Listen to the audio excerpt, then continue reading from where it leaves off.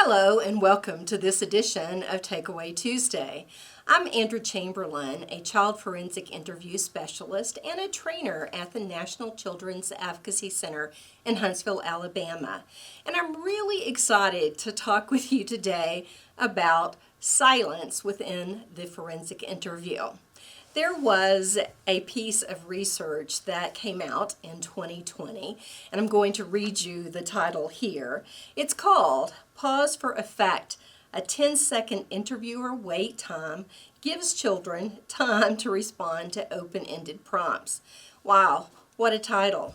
What that really means when you look at the research, and it's a fantastic study, is that children, when we give them time after they finish responding to a question or prompt, a little bit more time, they will generally, if we've asked a great open-ended question, they will generally give or add some additional information.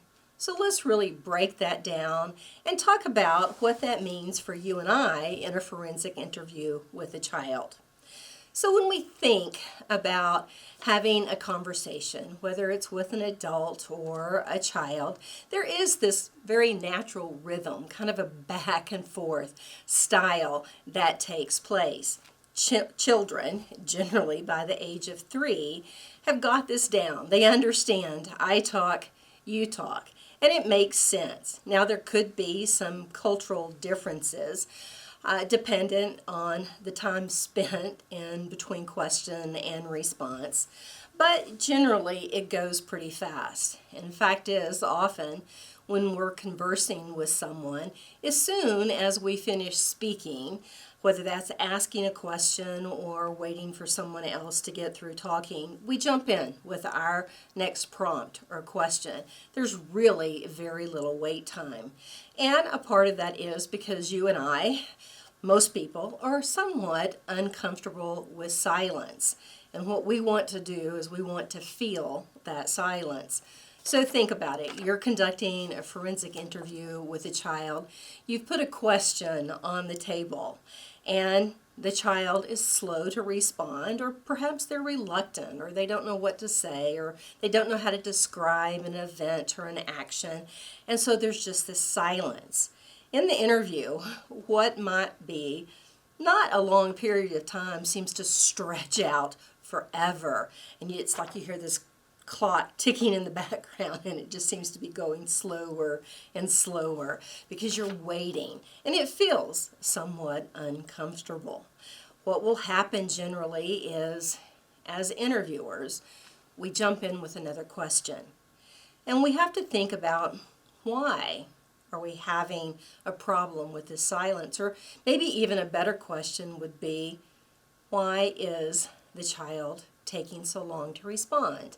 Well, on average, children, their response time to a question is twice as long as yours and mine.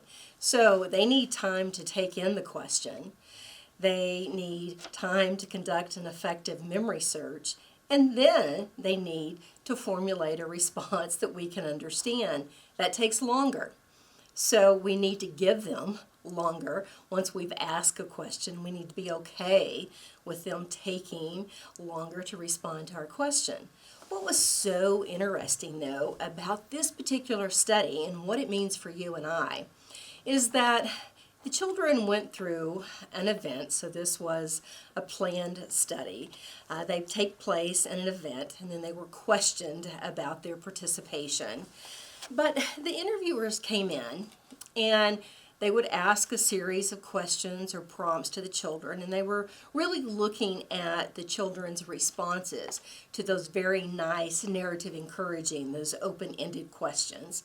And what they found is that children would respond, and then if they waited, and in the study the interviewers had a stopwatch on their clipboard, and they would wait 10 seconds after, and this is key, after the child finished responding before they asked their next question.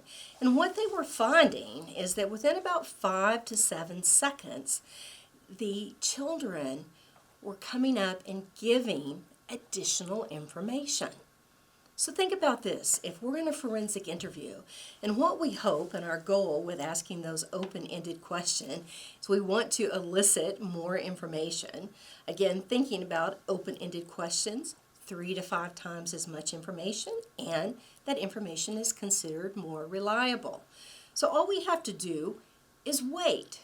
The child finishes speaking, we wait, and many of those children may come back and give you some additionally forensic relevant information. And all we had to do was wait. So this means that 2 things, and I think this is important, that if as soon as a child finishes speaking, we jump in with our next question. They've just finished speaking, we're ready with that next question, and we put it out on the table. Well, that tells me 2 things. One is as that child was still speaking, you were no longer listening. You were instead formulating your next question. And then because we were so quick with our question, if we had just waited 10 seconds, we might have gotten additional information without having to ask another question. So, what we want you to walk away with this particular tip is when the child finishes speaking, wait. Count in your head 1 to 10. Wait to see if they will give you some additional information. And during that wait time, then, based on what the child just finished saying, you can formulate your next question. It's a win-win, both for you and for the child. If you'd like more information, please check out calio.org.